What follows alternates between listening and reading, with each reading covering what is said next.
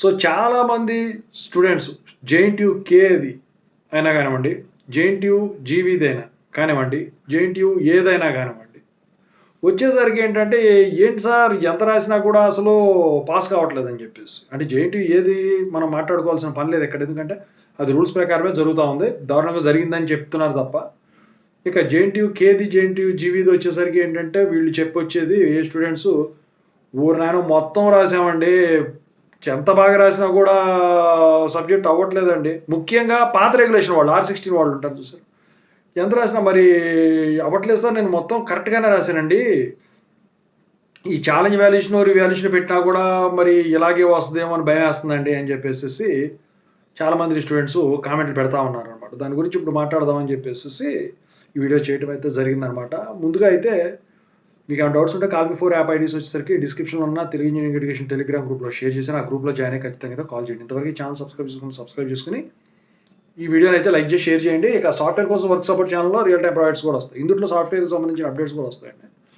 అయితే ఏంటంటే అండి, మీరు గమనించాలి ఒకటి, మ్యాథ్స్ సబ్జెక్ట్ అంటే ఎప్పుడు స్ట్రిక్ట్గానే జరుగుతుందండి. మీరు ప్రతి ఈచ్ అండ్ ఎవ్రీ స్టెప్ పర్ఫెక్ట్గా ఉంటేనే డేటా అటెంప్ట్కి మార్కులు ఇవ్వని నేను ఫస్ట్ నుంచి చెప్తూనే ఉన్నా, అదే జరుగుతుంది.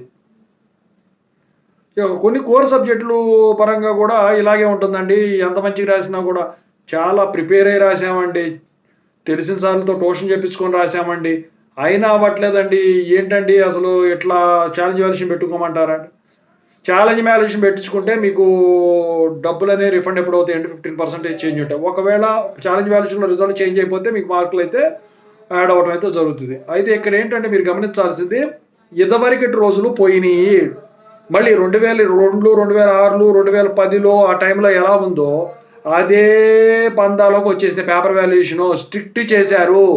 మీరు ఏది పడితే అది రాస్తే పడవు, ఆ రోజులు పోయినాయి. మీరు పుస్తకాలు దగ్గర పెట్టి రాపించిన కాలేజీల్లో ఇదే వాడు కనిపెట్టేస్తారు. వాళ్ళు ఫ్యాకల్టీ కూడా స్ట్రిక్ట్గానే చేస్తున్నారు.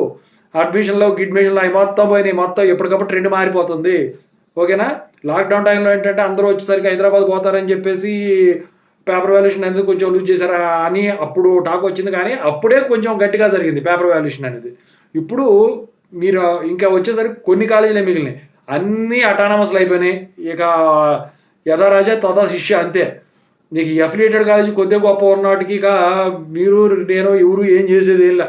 మీరు ఎంత స్పీడ్గా అవ చేసుకోగలిగితే అంత మంచిది. నేను మిమ్మల్ని టెన్షన్ పెట్టట్లేదు, కంగారు పెట్టట్లేదు. చెప్పొచ్చేది ఏంటంటే ఇకనైనా జాగ్రత్త పడండి. ఇప్పటి నుంచి అయినా ఈసారి రాసేది మీరు కట్టే ప్రతి ఫీజుకి న్యాయం చేసుకోండి. ఎందుకంటే అటానమస్లు అయిపోయినాయి అన్నీ కూడా. మీరు చాలా ఇబ్బందులు పడతారు. మళ్ళీ యూనివర్సిటీకి పోయి స్పెషల్ సప్లీ రాయాలి. అది ఎప్పుడు పడుతుందో తెలియదు. 2 సంవత్సరాలకు ఒకసారి ఉంటుంది జనరల్ రూల్ ప్రకారం.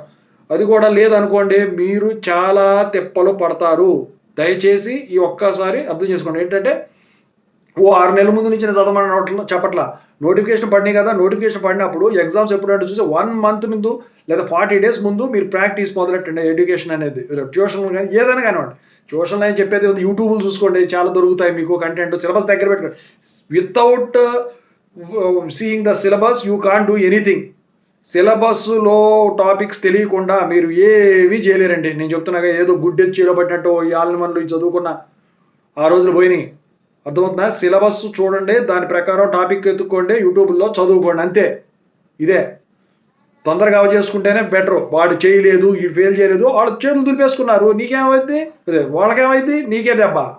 నేను ఇట్లా చెప్తున్నాను, తప్పుగా అనుకోవద్దు, ఇదే జరుగుతుంది. ఓకేనా? సో ఏం చేసేది ఉండదు మీరు ఇక. అందుకని చెప్పేసి చాలా జాగ్రత్తగా రాసుకోండి. ఒక్క క్వశ్చన్ ఉంటుంది. ఇంతకుముందు ఏం చెప్పామండి, 3.5, 4 క్వశ్చన్స్ రాస్తే సరిపోతుంది. ఇవాళ రోజున 5 క్వశ్చన్లు రాసినా కూడా పర్ఫెక్ట్గా ఉండాల్సిందే. ఆ స్థాయికి వచ్చింది ఎవరు. అది గుర్తుంచుకొని షార్ట్ క్వశ్చన్ R23 వాళ్ళు అయితే షార్ట్ క్వశ్చన్లు పర్ఫెక్ట్గా ఉండాలి. ఎస్ఏ క్వశ్చన్లు అయితే ఎస్ఏ క్వశ్చన్స్ పర్ఫెక్ట్గా ఉండాలి. మిగతా మాత్రం రిలేషన్ వాళ్ళు ఎస్ఏ క్వశ్చన్స్ అన్ని కూడా పర్ఫెక్ట్గా ఉంటేనే మార్కులు పడుతున్నాయి. కీ పేపర్లో ఆన్సరు దీనికి టాలీ కూడా అవుతుంది. అది ఓకేనా? సో ఈసారైనా మీకు మంచి జరగాలి.